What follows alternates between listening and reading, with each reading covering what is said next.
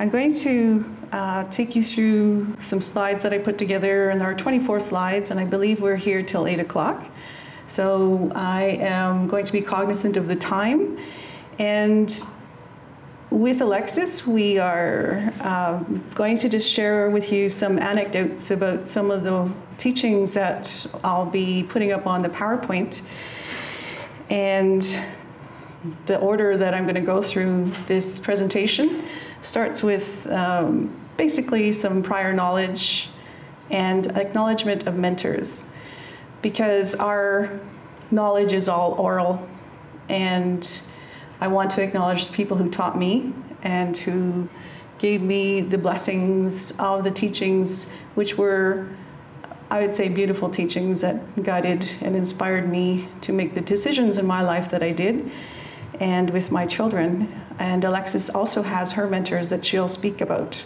I want to talk about our relationship to the land, because when I titled this presentation, Reconnecting to Our Mother's Teachings, really I'm talking about our role as women in relation to the land as our mother, and how that looks and feels, and how that plays out in our lives. I wanted to speak about women's roles as it was taught to me. And again, 1 hour and a little bit is not enough time to speak about all of the teachings and the roles and the responsibilities that women have in our Cree Anishinaabe worldview. And then I want to finish with grandmother's teachings. And those are the teachings that came to me by way of the woman's pipe. And in those teachings, they teach us about how we are to be and how the grandmothers are, and model for us what it is that we are about. So the picture that's on the slide is myself, my daughter, and my mother. So 3 generations. When I do presentations like this, I always like to invite the audience to talk about what it is they know about the topic and how they feel about it, and to think about how this knowledge informs and situates us in this world, in how we live this world. So because we're in a theater style, I'm going to skip over that and just mention to you that what I'm going to share with you is very, everybody has this innately, whether you know it consciously or whether you know about it unconsciously. Some of the things I'll talk about will probably give you, spark something in you that you remembered, or that you witnessed, or that you saw demonstrated by somebody, or that was taught to you in your own lifetime. So a lot of what I'm going to talk to you about isn't very surprising, but maybe for some it is. As Marlene mentioned, we've gone through a history of oppression as Indigenous people in this continent. And as a result of a lot of the policies that we've been through, that we've lived through, and some of the oppressive structures that we've had in our lives, a lot of our people haven't had the opportunity to learn these.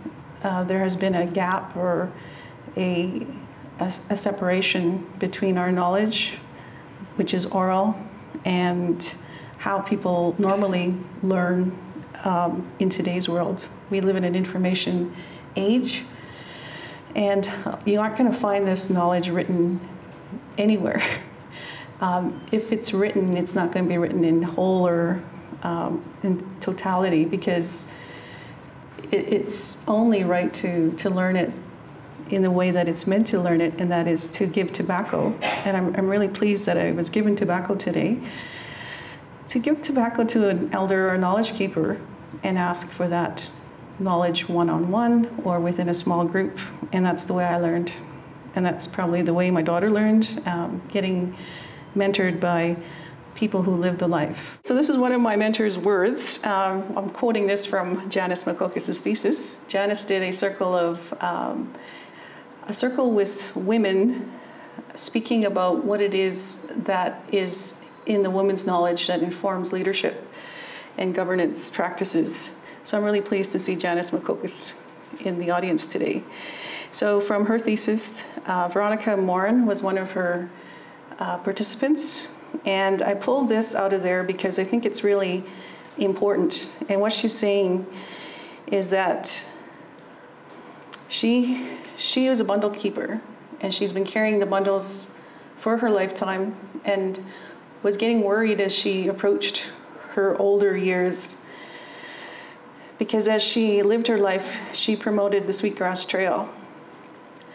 And that was given to us to follow. And she wants to help young women to prepare for life and understand the basic principles of our laws. And because there aren't too many knowledge keepers of her caliber left, she was worried because who's going to carry the bundles on her behalf after she is gone? And this is why I say that these teachings are so important to share. They're universal teachings. And it's so important for my daughter to be with me today as well, because she's the oldest granddaughter of Veronica Morin. Veronica is my mother-in-law. And she was mentored by Veronica to take over that role. And it's very gratifying and satisfying to know that she took such an interest in ensuring that her words and her understandings were to be passed on and carried by her granddaughter. So I'm going to acknowledge my mentors. So Veronica Morin is identified. She's from Enoch, originally from Saddle Lake. Mrs. Smallboy, her first name was Dorothy, and she's no longer with us. But I was 10 years old when, after my parents separated and divorced, my dad, who took care of us, there were 4 of us children, brought us to Smallboy Camp for a summer and left 3 of us there to be guided and taught and mentored by this family of Smallboy, the Smallboy family. So I just want to share that Dorothy Smallboy had 12 children of her own. She lived in a tent, and then she took 3 more children. And that speaks to the heart and the compassion of that woman in relation to children, in relation to her role. Because in the camp, one of her roles was she guided through the rites of passage into womanhood for girls who started becoming a woman. So it was during that time that I was at her home fire, that one of the girls that I knew in the camp started her moon time. And so she was brought to Dorothy's tent. And this was in the summertime, so most of the activities happened outside. People cooked outside. So it was very easy for the men to just pack up and leave and go stay somewhere else while this rites of passage ceremony was happening with Mrs. Smallboy mentoring this young woman. And because I was there to learn and to be guided as well, she allowed me to stay in the tent with this other young girl, so long as I didn't speak to her, so long as I didn't try to interact with her, and that I just watched and listened. And that's what I did. I learned an incredible amount of knowledge from Mrs. Smallboy at that time.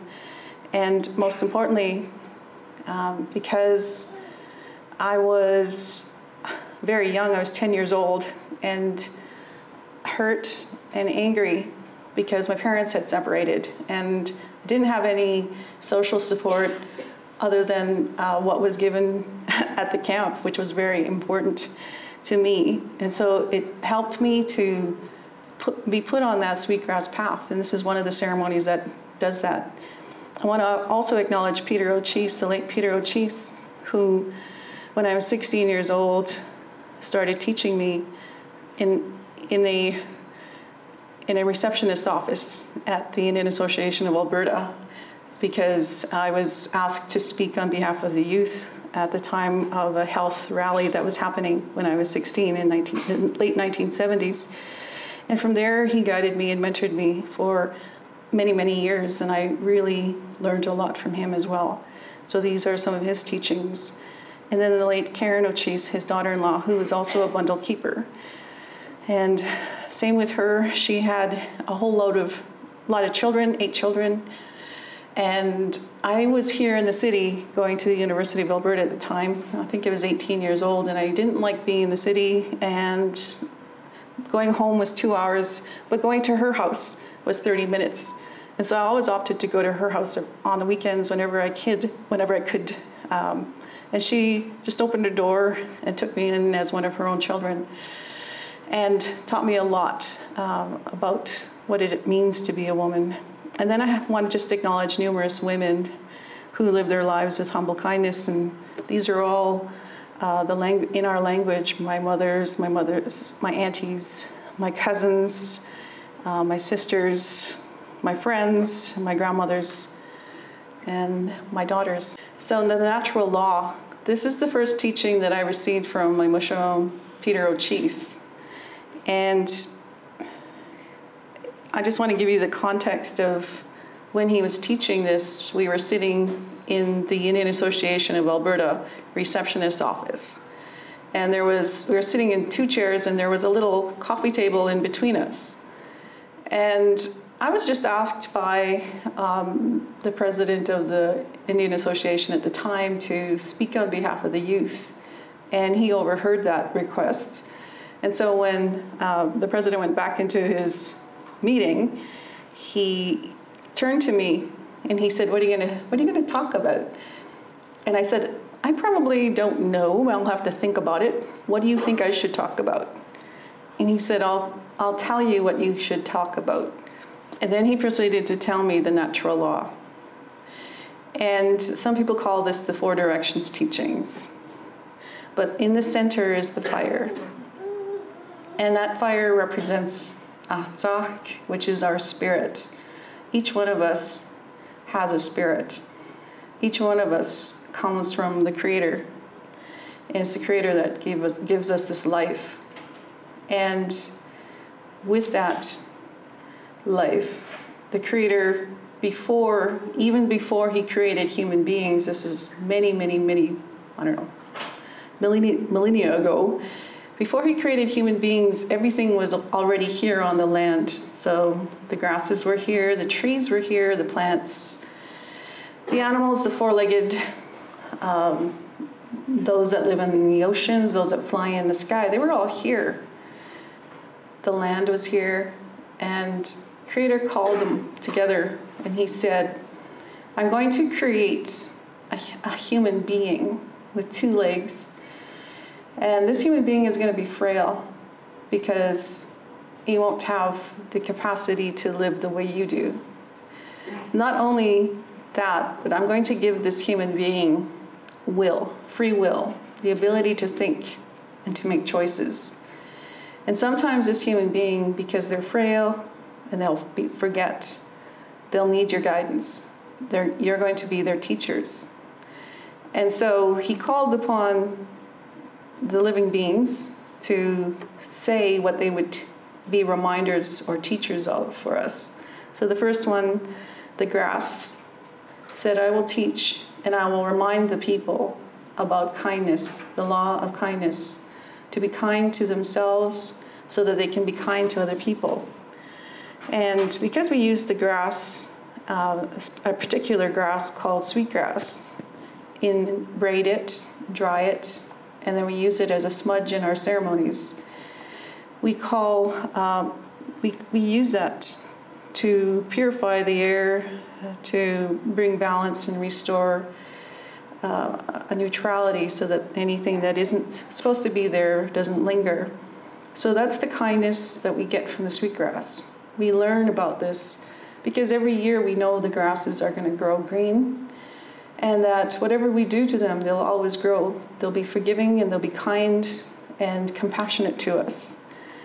Then the tree said that I will teach about honesty, and how that is the tree grows from the root up into the sky, and the trunk of the tree is straight most often.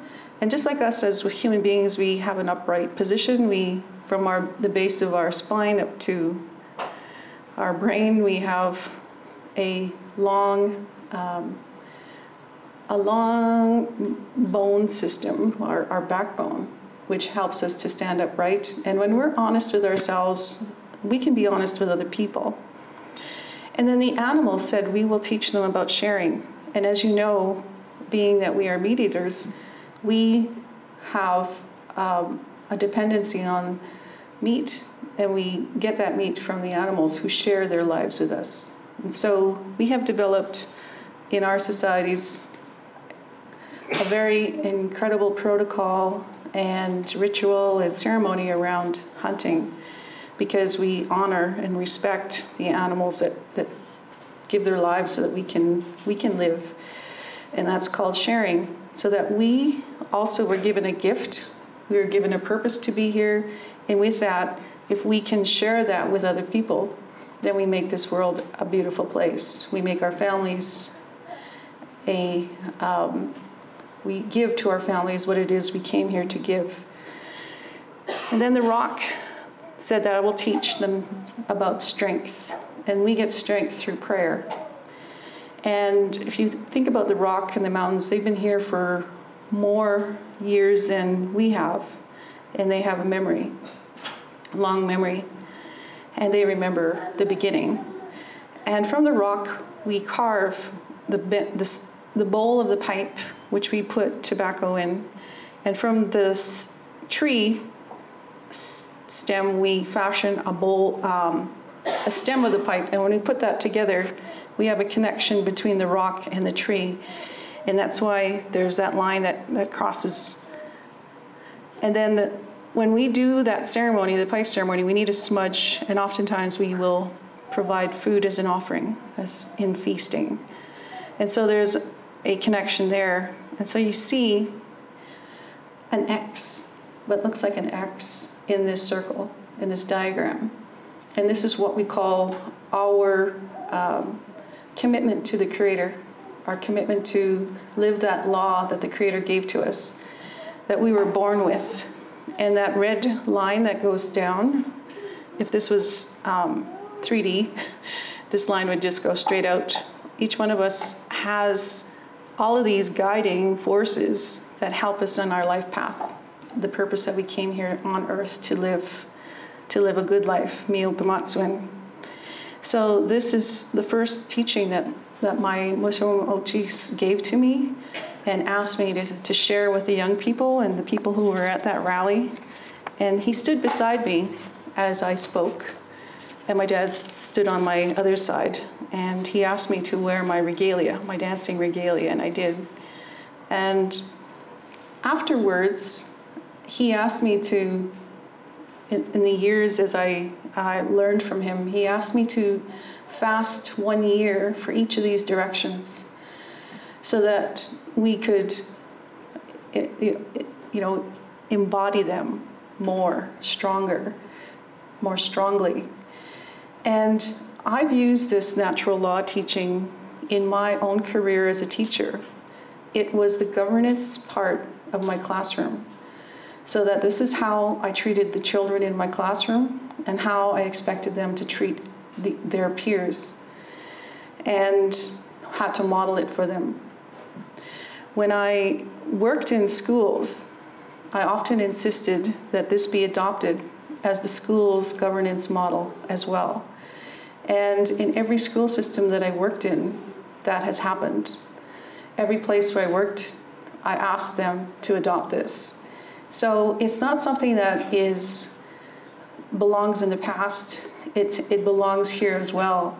Because if you can imagine people using this as their governance, method of governance, there is no wonder why our people long time ago didn't require a police force system or jail system, because everybody had this, and it's a way of self-regulation. It's a way of internalized discipline that we raise our children in as well. This is a teaching that I came across in, I believe, at a conference that was given by a woman named Maria Campbell, and she had done some research with Saskatchewan elders and put this together. And what I want to share particularly about this slide is that the children are the center. The children are so important, and it's so nice to see a child in the audience today. They are the ones who will inherit from us what we leave for them. So what are we going to leave for them? And we have to think about them in all the decisions that we make. The elders are the next circle around the children because they're the ones who give guidance. From the time a child is born till they're 3 years old, we are instructed to watch them because they're going to show us what they came here for. They're going to show us by continuously, repetitively doing something that says, look, this is what I'm about. This is what my spirit is here on earth for. And then they'll go through a phase after the age of 3. And if we watch them, we'll know what it is that we can mentor them towards and give them that head start that they need in order to fulfill what it is their purpose is here in life. So the elders did that. We call them Hiteya, which is the kind ones. And then the women's circle.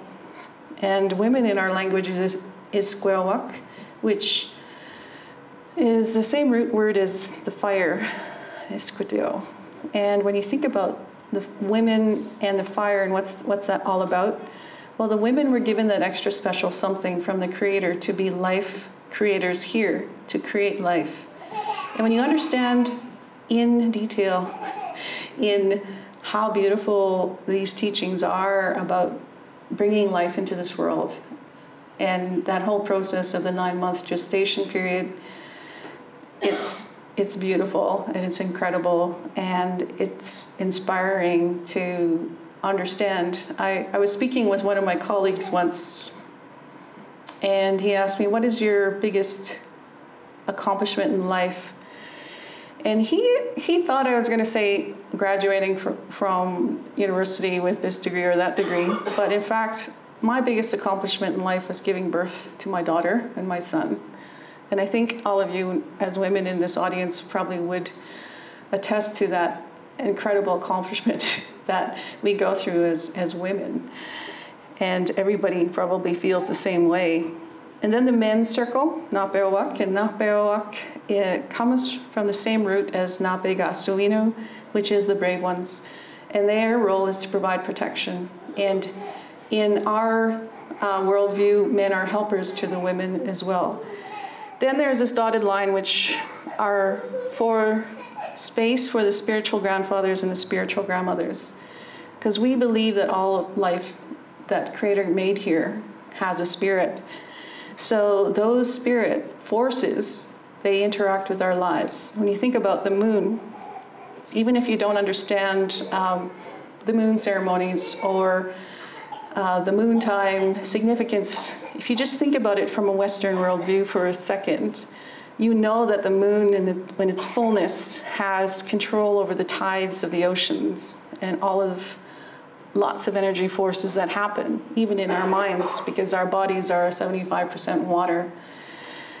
Well, if you think about how the moon interacts with us, think about those stars and how they interact with us in our home fires. Think about the sun and how it interacts with us, the thunder beings that bring us water, fresh water, and all those forces in our worldview, which we know exist, which give us guidance, protection, direction, and are there for us because they love us. They're compassionate beings. If you see this green line right across the center of those circles, that's our mother. That's our Mother Earth, and she interacts with all life forms, and she gives life to all life forms. And that speaks to our role as women and how we are to emulate that. But there's also another significant part of this teaching, and that is there are 6 dots coming down from here, from the center, and 6 dots going up on the other direction from the center. So if you're standing in the center, you are standing there because there were 6 generations before you who you're carrying their lifeblood. You have their blood memory. And those people thought of you, thought that you need to be here.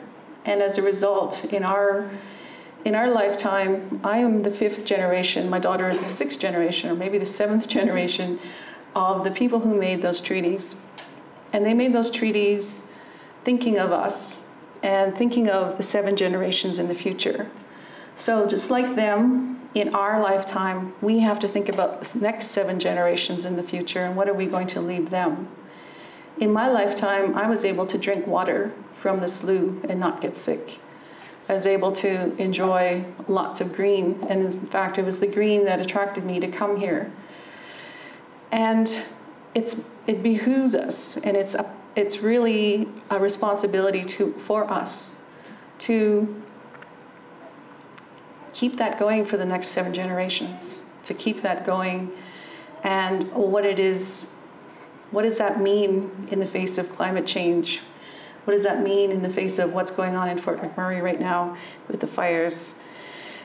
And what does that mean when we think about what's going on in our environment? So the 7 generations teaching is really vital, vitally important to women's roles as well, because it speaks about how long that our decision making has to be. And it goes right down to how we look after ourselves, right down to what foods we eat and what we consume that is good for us, and choose not to do things that are not good for us, that are not going to enhance the bloodline. Because when I have a child, my child's going to have a child, that child's going to have a child, and so on. That child for 6 more generations is going to carry the blood that I am living right now. And what memories am I going to leave for them? I want to leave good meal pamatsun memories and leave the trauma behind. So those are things that we have to consider in how we choose to live our lives. And that was what my father's adage was let us live life the way the Creator intended for us to live. Do you want to add anything on how? So I'm going to move into one of the bundles that the women carry, and that's Opigano bundle. And it speaks about how we live our lives as putting a lot of importance on how we raise children. And why we do that is because we believe in our worldview that the children are not our property. The children are loaned to us from the Creator. And with that responsibility of raising the Creator's children, the women were given this bundle, and it's a very sophisticated and very intricate way of set of instructions, original instructions of raising children. And everyone had a role in raising children. It wasn't just up to a nuclear family. There were roles for extended family. And in our language, our kinship terms, they speak about what those roles are. So for instance, my mother's sisters are my little mothers. My father's brothers are my little fathers. So if anything happened to my mother or my father, then I have my mother's sisters to look towards to help raise me, or vice versa, same thing with my father. So it's a very system that is still intact. My daughter, my son, they lost their father, but they have 4 uncles, his brothers, who help in making sure that they have what they need when there is a need for a male role model in their lives, and they are there for them. So our languages are vitally important to learn, if we don't already know them, to understand those kinship roles and the values that are inherent in our languages. So with the understanding of our children are loaned to us, then we also believe other sets of principles, and that is the children, they choose us to be their parents. And with that teaching, it is one of those pieces that I asked a question about to my mother-in-law, because I remember before I was born, and that I remember I chose my parents. And I remember seeing my parents before they were even a couple and being with them. So I understand that the spirit is here long before the child is born. being a part of life and watching and observing, at least in my experience. But also with my son, I've always acknowledged that my son and all children who are young see these spirits and they interact with them. And I believe it's because they're still very close to the Creator. And our children's bones don't solidify till they're 7 years old. And so up until that time, they are very much linked to the spirit world and they can see the spirit. And so my son used to play with children who weren't there. And I used to say, well, who are you playing with now? And he'd say, there's 2 boys here. And I'd know that the couple who we were with, I knew they were going to have 2 boys, and sure enough, they did. So these are the kinds of experiences and instances that we know about spirit, because that's part of our gift as Nehiyawak people, as in Indian or Cree or Anishinaabe or whatever people we are. We believe in that spirit. We also believe that everybody comes here with a gift and a purpose, and that we ask the Creator for permission. We say we want to come here, and that we come here with the intention of loving, of being that which the Creator is, that loving kindness to all things that was created here. So it's important for us as parents and as aunties and uncles and grandparents to maintain that child's relationship with the Creator, with the Spirit, in having them involved in ceremony, giving them the spirit names that carry them and guide them throughout their lifetime, putting them on that sweetgrass trail. And we have many ceremonies for our children to be guided and put on that sweetgrass trail as they grow from each of their milestones in their growth and development. And that's how they learn self-regulation. So in our worldview, because of all these principles, we believe that pregnancy is a very sacred condition, and that everything that the woman experiences, the baby experiences as well. And so we want to make sure that that child has a very good start in the womb in order to be ready to walk this road. The significance of these petroglyphs is that they speak about where we've been, where we are now, and where we're going in the future. They're passed on through the oral storytelling way. My grandfather, Mashomo Chis, he had an aerial photograph of the petroglyphs that are currently in Petroglyph Park, which is near Peterborough, Ontario. And there are about 900 petroglyphs in that one area. So he had this huge roll of paper between, 8 feet long and about 4 feet wide. And I would go visit him, and he had this huge dining room table, and he would unroll his petroglyph map, and he'd say, "What would you like to learn?" And it was like, it was like going into for me, it was like going into a bookstore and saying, "Which book do you want to take?" Because that's how I felt. I had access to this incredible store of a library that he had in his mind and his ability to hold everything together. So I would look at these, and one of them, I think I learned about maybe 5 of the stories from him, and the ones that I'm going to share with you tonight, I'm going to share 2, are this one, which speaks about inherent education. So I had to reproduce what they look like, and this is what it looks like in the stone etching, the petroglyph. There's a woman standing there, and she has these 7 dots that connect her from the land up into the sky. She's surrounded with children on one side, and there's animals and birds on the other side, and there's that, that little triangle. And from previous learning or teachings that he had given me from the petroglyphs, I learned that Those 7 dots represent the 7 stages of spiritual life.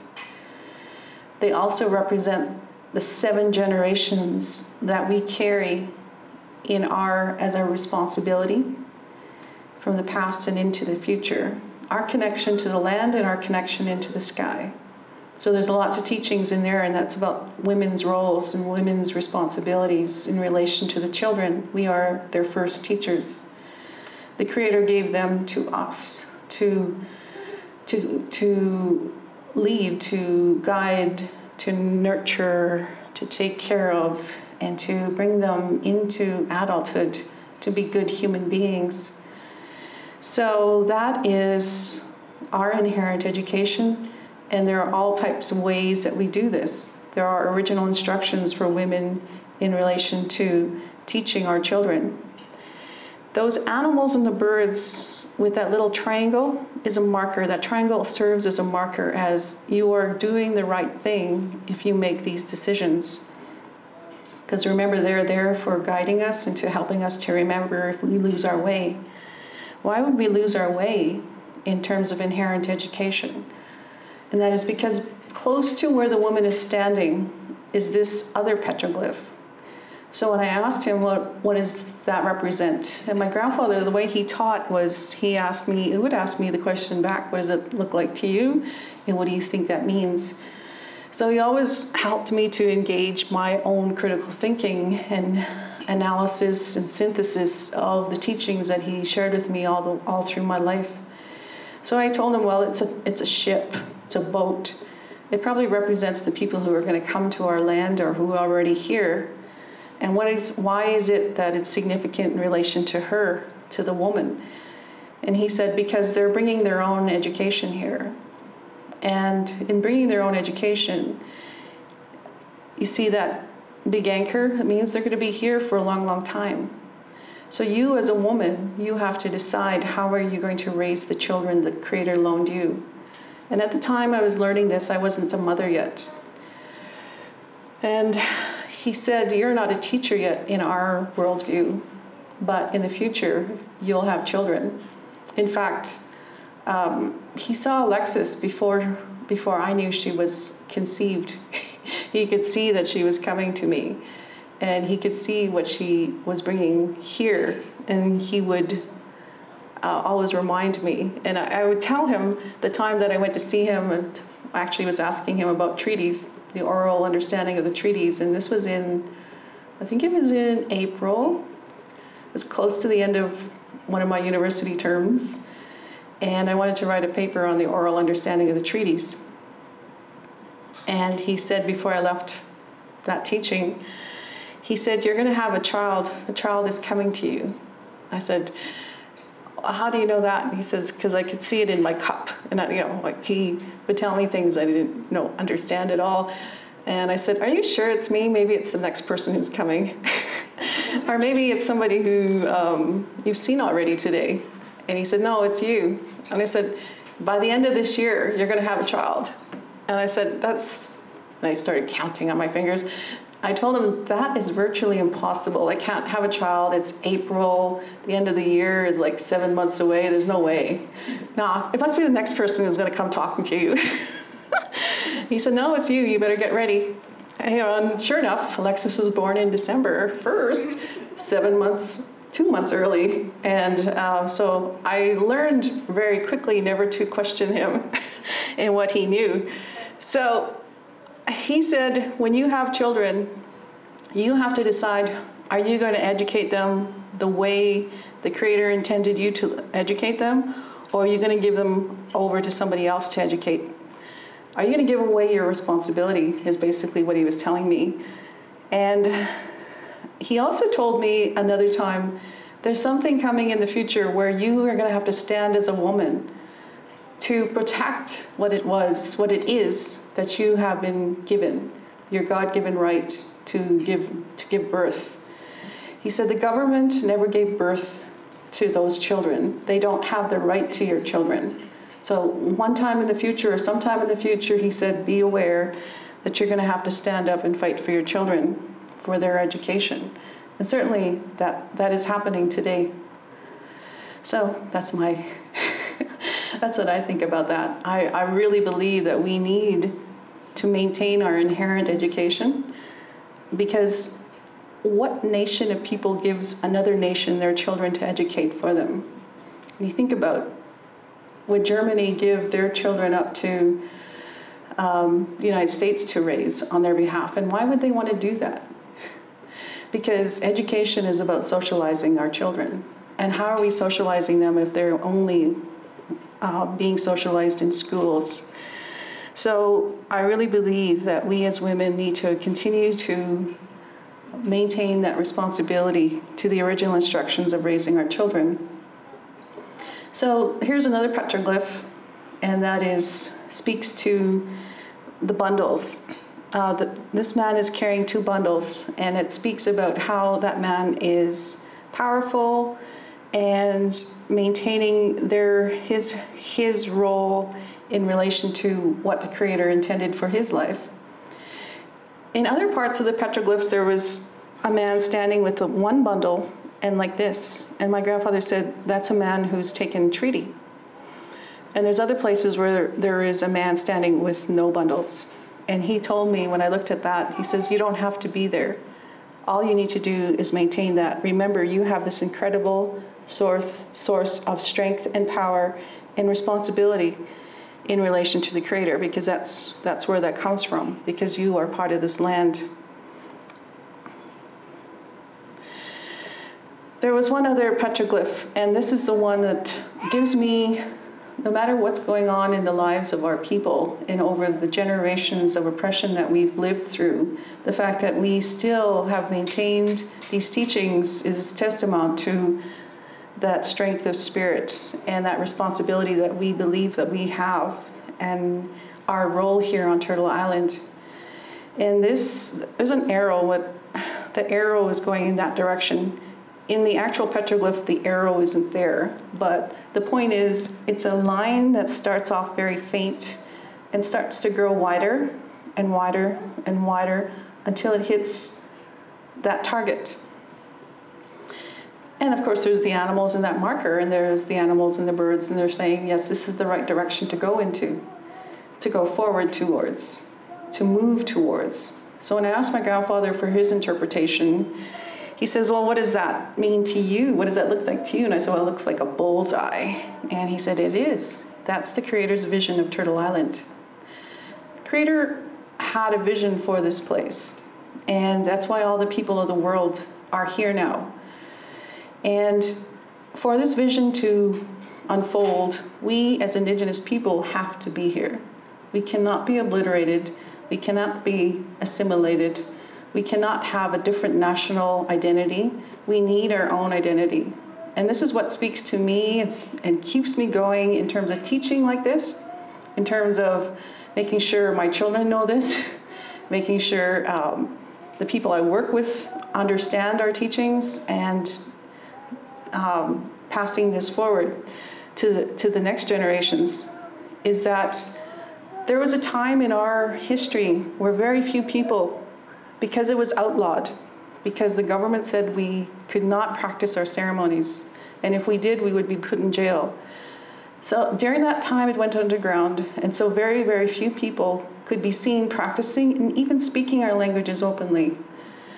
But as we move in this direction, because that's the direction we need to move in, that pathway, like the Sweetgrass Trail, gets wider and wider and wider because more people are coming to understand the importance of holding on to our identity, our national identity as Indigenous peoples, as Cree peoples, as Anishinaabe people, Métis, Dene people, all the Indigenous peoples. We need to be here because we have a vision to fulfill, and we need to provide that to the people who have come here to learn, to teach, so that we can live this vision that the Creator intended for us to live. Then I want to just speak really briefly now about Wakutuin. Wakutuin is another bundle that was given to the women, and that speaks about the extended family. Not only are we related to our human family, but in our worldview, we believe in the sacred order of the Creator's universe, and that includes all the plants, the animals, the sky, the water, the land, everything that moves and has spirit, including the rock, that we are related to them. So we call them our brothers, our sisters, we call them our grandfathers or our grandmothers, and we have a relationship to them. And it's that relationship which behooves us, again, as women. There's a word in our language, and I can't remember it, I should have wrote it down, where we have to look after that. We have to speak on behalf of them.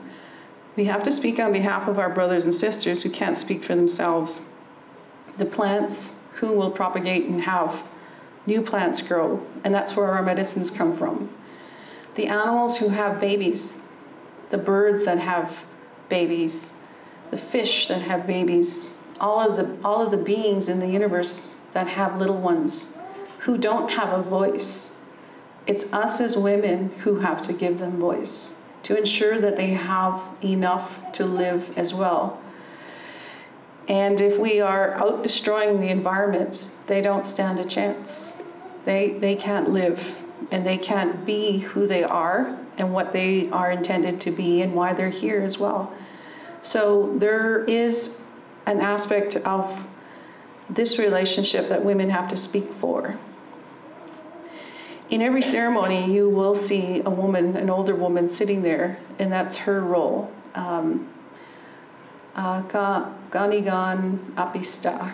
It's in our pipe teachings, it's in our ceremonial prayers.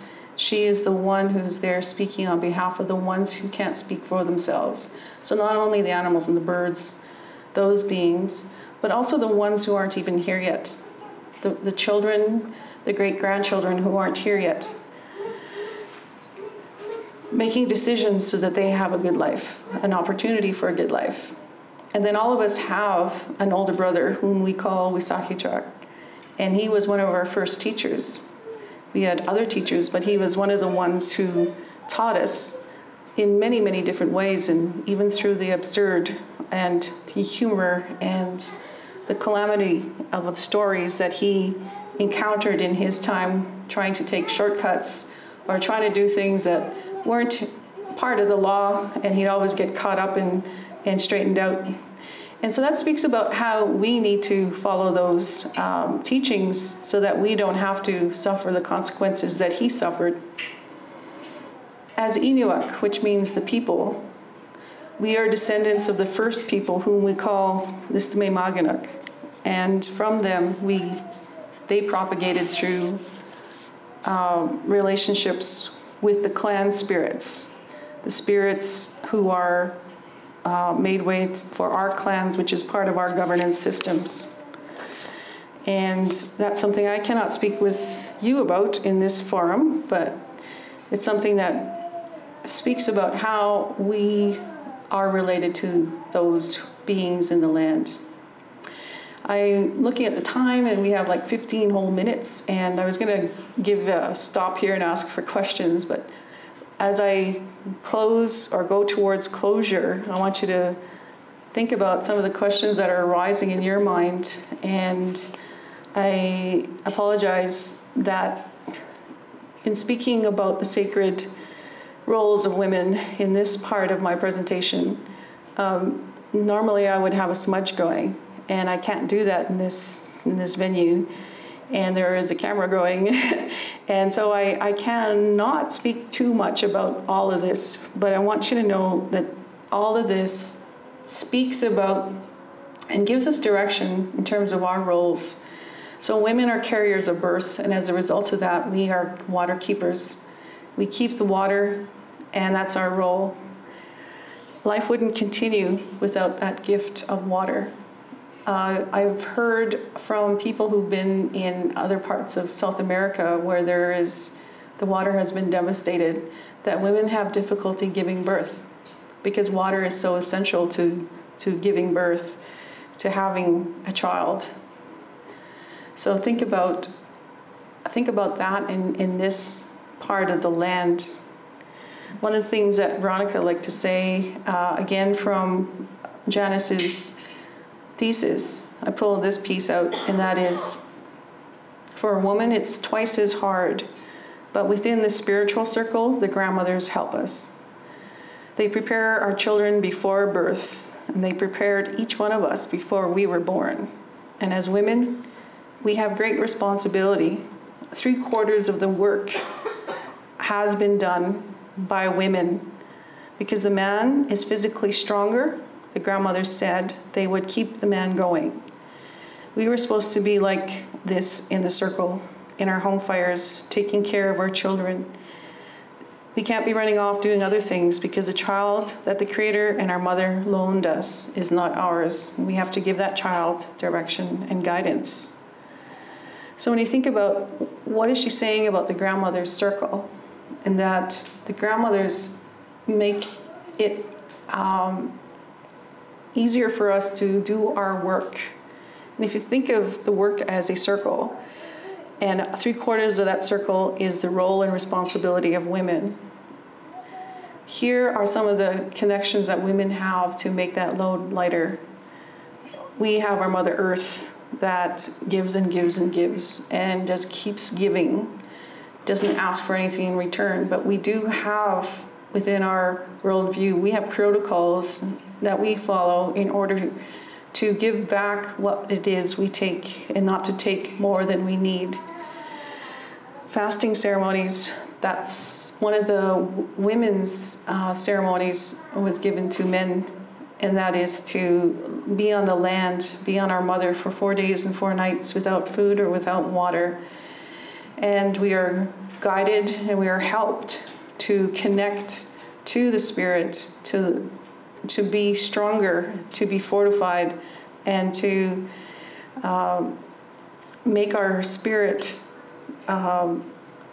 want to be doing what it is that we are meant to be doing here. We have women's pipe ceremonies, moon ceremonies. We have our sweats, our own songs. All of our grandmothers are our spiritual mentors. If we know who they are, we know what their role is, we understand what we need to be doing here.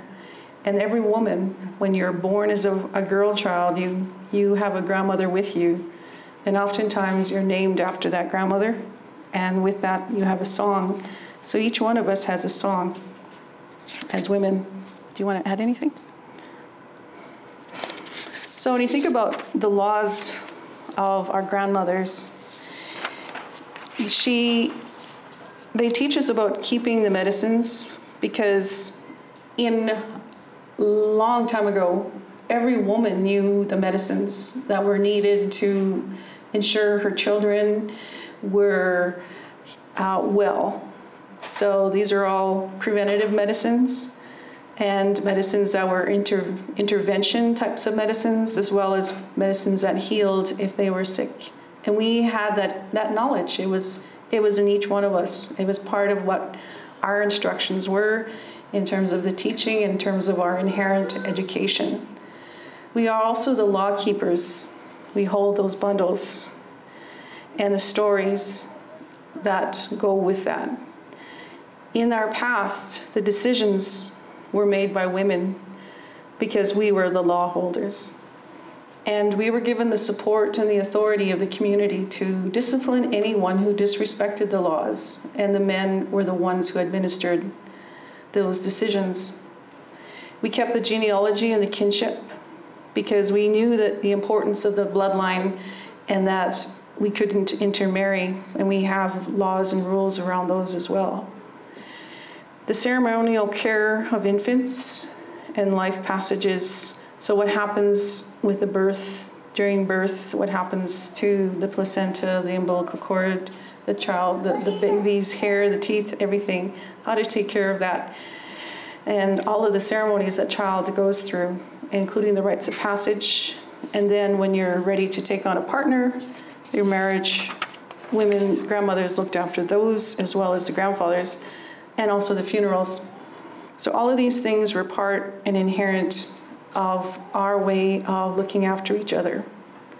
For the grandmothers' teachings, when you think about what their roles are in the spiritual circle, the Mother Earth, who we call Kigawi no Aski, she teaches us about humble kindness, because that's what the earth does. It gives life to everything. It doesn't ask for anything in return.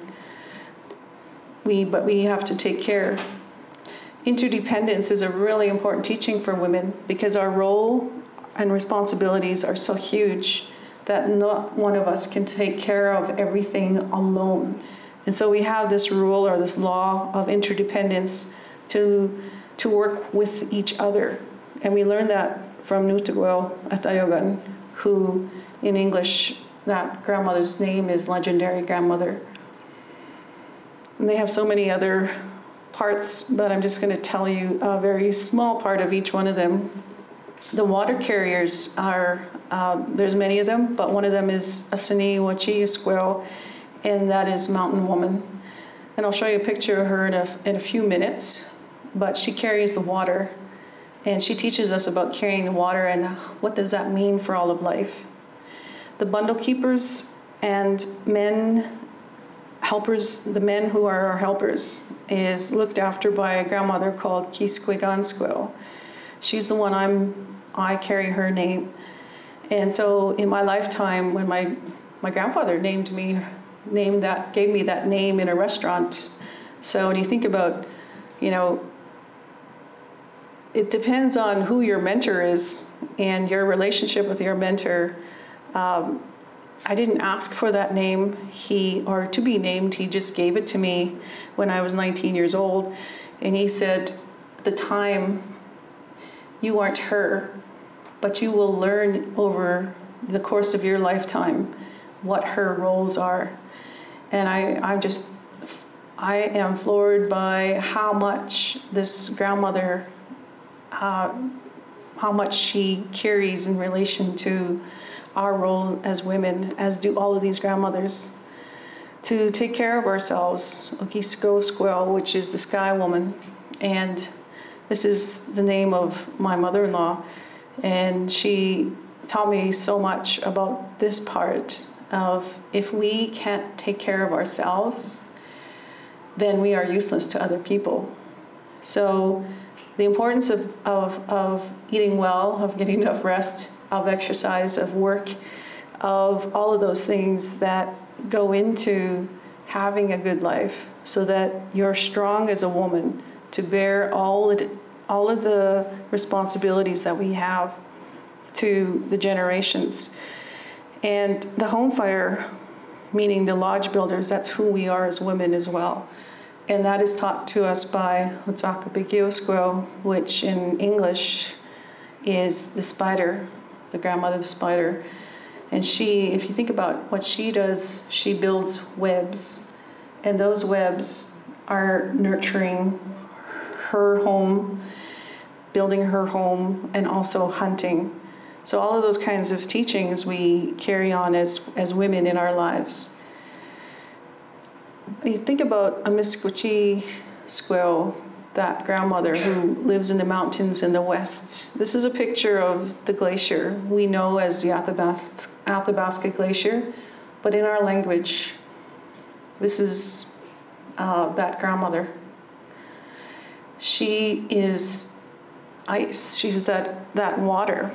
Each spring, this glacier feeds 4 river systems. It feeds the Athabasca River, the Saskatchewan River, the Brazeau River, and the Bow River. Those 4 rivers go eastward and northward and eventually empty into either the Hudson Bay or the Lake Winnipeg. And they feed and they nurture everything along the way. Look at the way it looked in 1918. And now in 2011, that glacier is melting. And why is that happening? And it speaks to the fact that our role as women, we're praying for this grandmother. We are praying in relation to this grandmother for the water, to look after the water, to hold the water, because we need that water to make life as women. If those rivers dry up, because there are prophecies that this glacier, if our women don't do their responsibility, this glacier is going to dry up. And once this glacier dries up, then there's a north glacier then that will start melting. And when that melts, then there's going to be huge devastation on not just North America, but all of the world. So when you think about why is it important for women today to carry on their life roles, it's understanding that intricate relationship and the balance between what we do as human beings has an impact on our environment. What the environment impacts are will come back to us.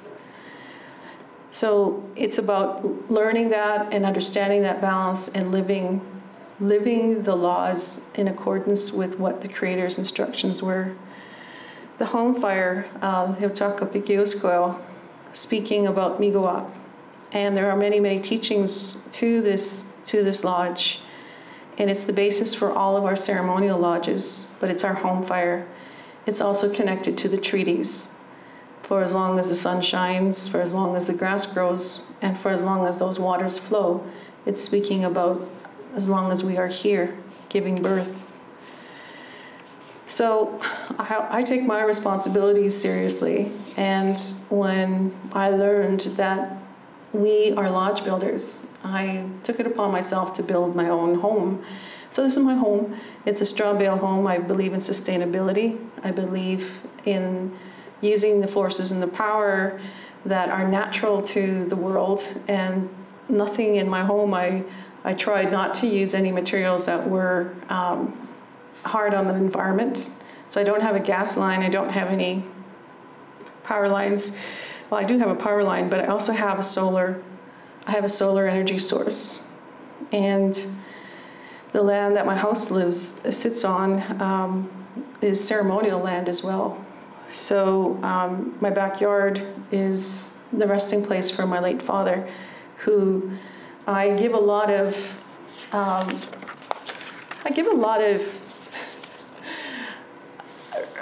I just believe that when he went on his search for who he was, because he also went to residential school, his search put me and my siblings also on that pathway.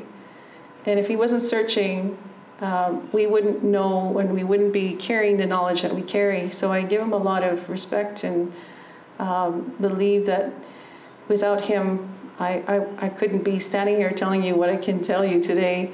So I give a lot of, a lot of acknowledgement to my father, my late father. In a nutshell, the women's teachings on this side, I asked Moshe Mochis, I said, what is, in a nutshell, what are women's roles? He said, you're teachers, you're healers, you're spiritual advisors, you're carrying that knowledge, those bundles. And you are the stronghold of the family and the community. And the land, you are the land, you are the water. You are close to the Creator. He gave that ability to you to create, and you have to carry that on through humble kindness and those 4 laws of kindness, honesty, sharing, and strength. There are 2 vices that we as women have to keep in check, and that is curiosity and gossip. And Veronica taught me about those vices as well, to keep those in check, because we can hurt each other so devastatingly through the way we speak about each other. So to be kind always, even when the person is not present. So this comes, again, borrowing it from Janice's presentation, or Janice's thesis. She starts her thesis off with this adage. It comes from the Cheyenne people. A nation is not conquered until the hearts of its women are on the ground. Then it is done, no matter how brave its warriors or strong its weapons. For closing thoughts, I just want to tell you that if you've heard something that I have shared today and it's significant for you, I'd like you to share it with someone. And when you share it with somebody, it will be yours forever. Because that is how my mentors taught me, that I shouldn't keep it to myself. I should share it. If it's touched my heart, then share it with others. And that's how you keep it. That's how you keep it alive. I'm just going to see if Alexis wants to say any closing thoughts. No. Kitatamskat nawa, nimi waitin, kawapamatuguk, akyo, niwagamagantik. And that means in our language, I greet each one of you, I shake your hand. I'm happy to see you. We are all related. And that's what I want to share with you. This is a picture of Veronica and some of her family members and Alexis. And it was a pleasure to speak with you.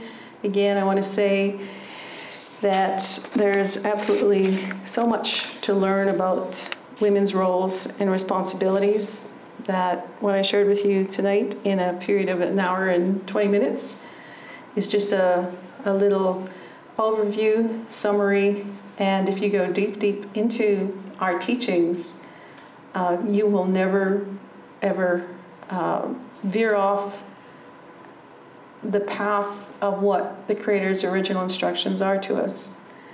They are meant to guide us, to give us direction, to live our life path purpose of why we chose to be here as human beings. And it's by no coincidence that we are here at this time in this part, and we all have a role to play.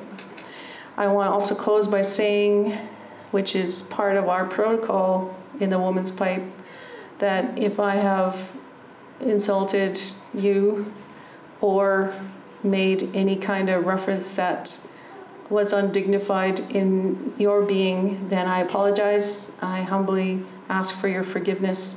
That was not my intention. And take what I shared in a good way from my heart, with a good heart, from a good mind, and some very extraordinary teachers in my lifetime. I'm just a little unclear what you mean by bundles. Can you clarify that in 5 seconds or less? Bundles are our laws.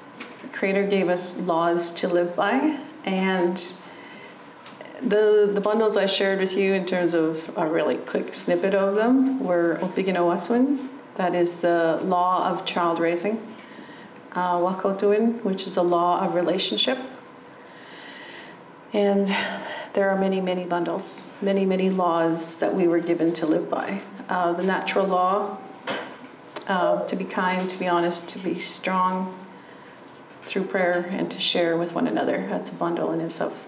And it's within everything that we do. It's in our constitution, like within our individual constitutions.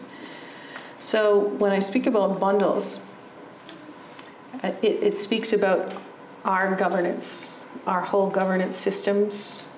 My grandfather hated that word systems. He didn't want me using it in relation to our worldview, but I can't think of another way of describing it to you. But it speaks about our government, our governance. And that, we weren't lawless living here. We have a very intricate law system of laws that sustained us for hundreds of thousands of years prior to Canada becoming a dominion in 1867, and we're still here. There seems to be a great deal of things to learn. How do you choose your path? What's next to learn?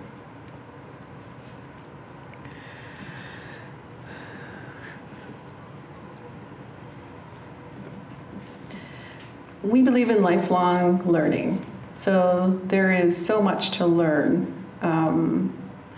When I was 20, before I was 20, when I was a teenager, my grandfather used to tell me, your mind is full of A, B, C's and 1, 2, 3's. Meaning, he had the capacity to hold in his memory all of these teachings, all of these ceremonies that he did. And he saw me, I think he took pity on me because I didn't have half of the capacity he had. But he must have saw something, because he did share with me what he did share with me in some of this I shared with you this evening. And what's coming for me is to continue. There is so much work to do in our worldview to bring it into the present. What I mean by that is we have made a relationship with the Crown of Great Britain so that there could be settlement on our territory. That settlement has occurred now for 140 years. 2016 is 140 years we've been here on this territory. For that whole duration of time, our people have been suppressed and oppressed, and our laws have not been rich as they are. They've not been passed on to the next generation to carry on. Whereas the Crown's road, which is the government of Canada and the province of Alberta, and all that is there, has been allowed and given all of the resources to develop. We have 140 years of catching up to do to develop that which we have. And that is the work that I'm doing. And that means that's what's next for me, to learn how to put into a tangible form what I'm talking about this evening, to develop our inherent education, to be as tangible and alive and as fluid and as available to our people as a formal school is in the Western paradigm. So our paradigm, our worldview must continue. We must remain here, true to our identity as a nation of peoples. If we do not do the work, if we say, well, it's easy to capitulate and just become like all Canadians and become a Canadian only in nation, like as our identity, then we walked away from what the Creator gave to us here. What it means when I speak about our relationship to the land, it's much more intricate, it's much more intimate than what I'm passing on to you right now in this evening. All that meaning is, we have to give it life. We have to build it. We have to construct our institutions, and again, our systems, and keep passing them forward. So our great-grandchildren, 6 generations from now, will know who they are readily. They won't have to learn it.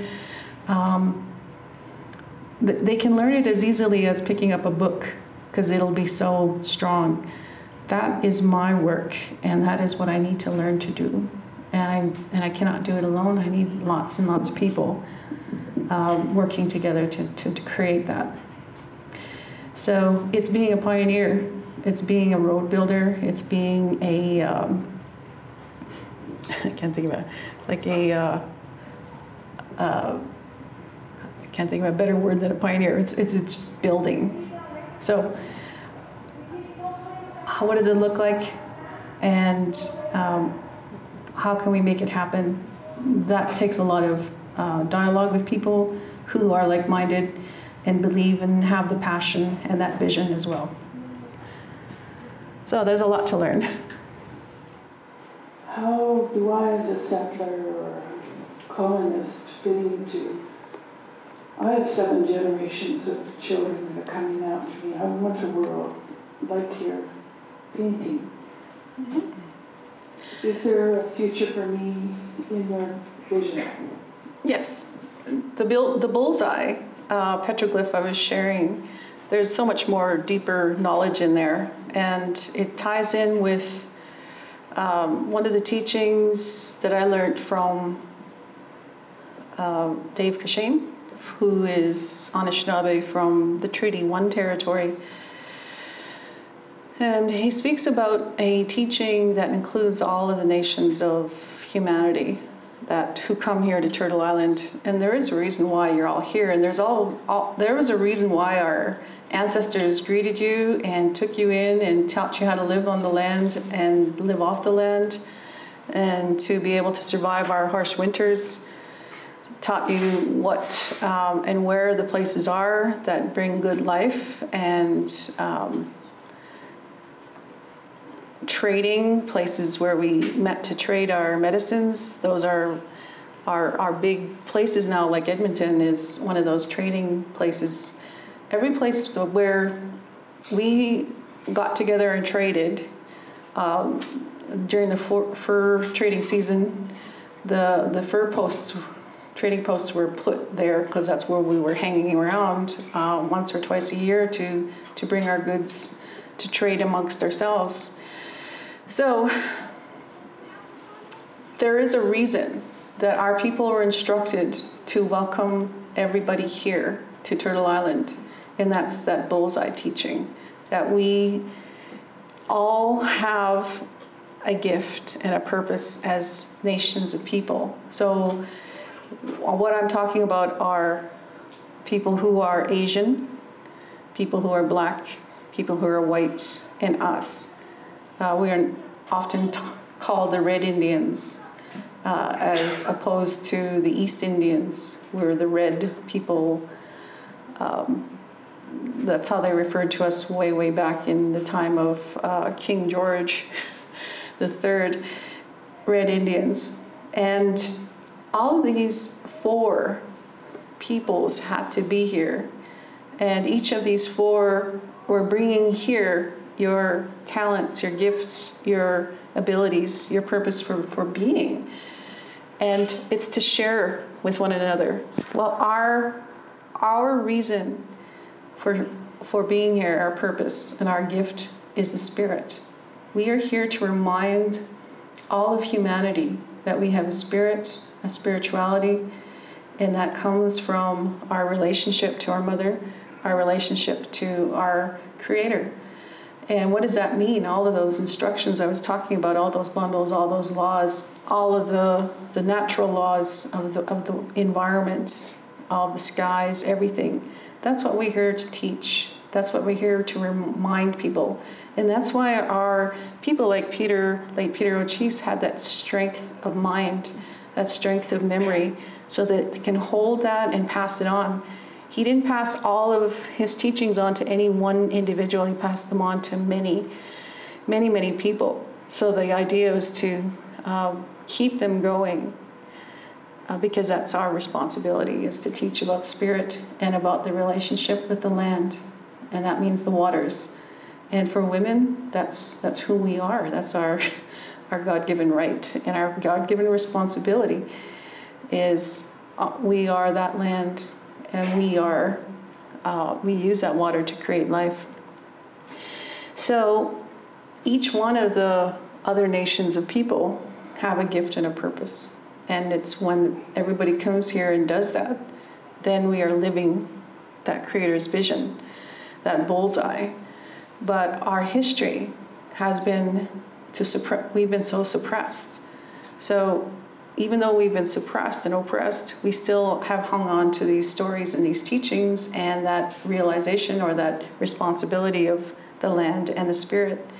And now, more than ever, humankind needs those teachings, because we are veering into a path where there's total destruction of the lands, and the environment means we will destroy ourselves. So we have a lot of work to do. And that is what that bullseye means. And that's why I share that, because everybody has a purpose. We are here for a reason. I know that it's going to take an awful long time for us to start teaching what you're teaching to the ordinary masses, the present-day society. And how long do you think that this is going to take? Because this kind of teaching has to be taught. in the educational, the present educational system. It has to start somewhere, and I'm glad that you are one of the the forerunners of this movement that has to start in our Aboriginal educational system in Canada.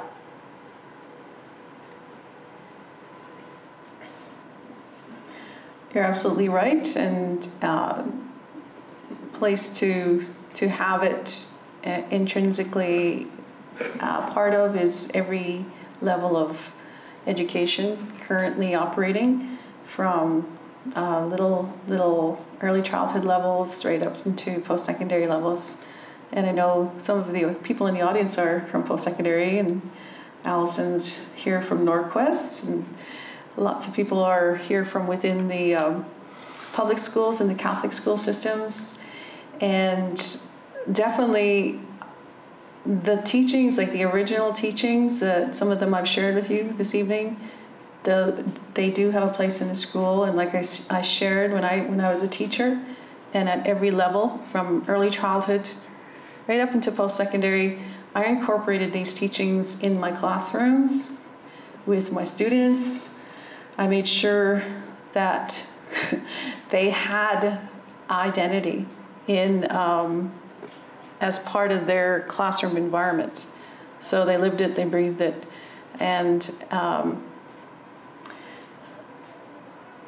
understood intrinsically why it was important for them to carry that on. So yeah, it needs to be everywhere, and a lot of us need to work together to make it happen. And how long will it take? Well, I listened to Murray Sinclair say that it took, I think, 5 or 6 generations to get us to where we are here at this moment, and the need for reconciliation. It's going to take about that much. But even though it seems like a long time, good things take a long time to happen. They don't happen overnight. It just takes sheer will, and definitely resources would be very, very good to put towards making this happen. And I understand that the Alberta government, the Alberta Education, has mandated for all principals and teachers to include Indigenous professional development about First Nations, Métis, and Inuit. So these are the kinds of professional development activities that need to be taking place.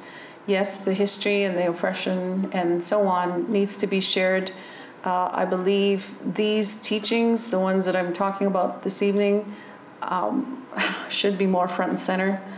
And the trauma that our people have experienced as a result of the historical policies and legislation that we've lived under, that needs to be addressed as well. And when more people are releasing that trauma, they can be more ready to absorb and learn and free up their minds to live a good life.